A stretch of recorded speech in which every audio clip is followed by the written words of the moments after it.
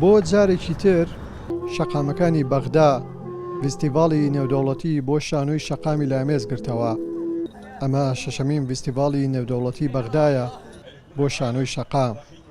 تیایدا لەلایەن گروپە بەشداربووەکانەوە چەندین پەیامی جیاواز ئاراستە کرا. اليوم ختمنا اختتام المهرجان. ئەمڕۆ کۆتاییمان هێنا بە شەشەمین فێستیڤاڵی نێودەوڵەتی بۆ شانۆی شەقام کە لە چەندین شوێنی جیاجیای شاری بەغدا نمایشی تێدا ئەنجام درا. ئەم جۆرە فێستیڤاڵانە گرنگە و هەریەکە و لای خۆیەوە پەیامی جیاواز دەگەیەنێت. للفنان الراحل جواد سليم، والحمد لله الأجواء ترونها يعني اتسمت بالبهجة. بۆ ماوەی 3 ڕۆژ گۆڕەپانی تەحریر سەکۆی نمایشی بەشێکی زۆری گروپەکان بوو. 25 گروپی شانۆیی لە باکووری عێراق تا باشوور بەشدار بوون. لە نێویدا 5 گروپی شانۆیی کوردی بە نمایشەکانیان سەرنجی هەمووانیان بەلای خۆیاندا ڕاکێشا بوو. لە کۆتاییشدا خەڵاتی باشترین کچاکتەریش هەر بە نسیبی شانۆکارانی کورد بوو.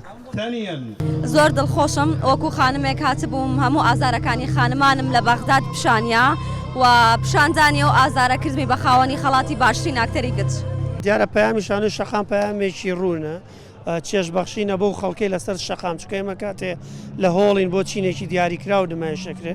شانۆی شەقام پەیام و مەهامی ئەوەیە ئەو چێژ و ئەو جوانەی کە هەیە لە ناو شانۆ لە ڕێی هونەرەوە لە ڕێی شانۆ پێشکەشی خەڵکێکی بکە کە ڕێبوارە وەکوی کە ئێستا بینین ئێمە لە گۆڕۆپانی تەحریرین. ئەو خەڵکە لەوەیە زۆربەیان تەمەنیان 50 ساڵ بێت نمایشێکی شانۆیان نبینێ، بەڵام نمایش دێتە سەر شەقامەکان و لە شەقامەکان نمایشەکرێ.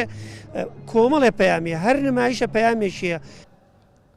فستیڤاڵی نێودەوڵەتی بەغدا دوای 4 ساڵ ڕاوەستان دەستی پێکردەوە. تەنها میوانی دەرەوەی عێراقیش وڵاتی جەزایر بوو کە بە یەک گروپی شانۆیی بەشداری کردبوو. لە ماوەی ئەو 3 ڕۆژەدا 42 نمایشی شانۆیی جۆراوجۆر پێشکەش کرا.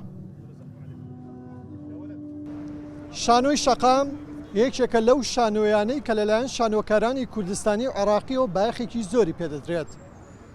شەشەم فیستیڤاڵی بەغدای نێودەوڵەتی بۆ شانۆی شەقام چەندین پەیامی لەخۆ گرتبوو، لەوانە پەیامی ئاشتی و مرۆیی و پێکەوە ژیان. محەممەد عەبدوڕەحمان، کورتسات نیوز، باغدا.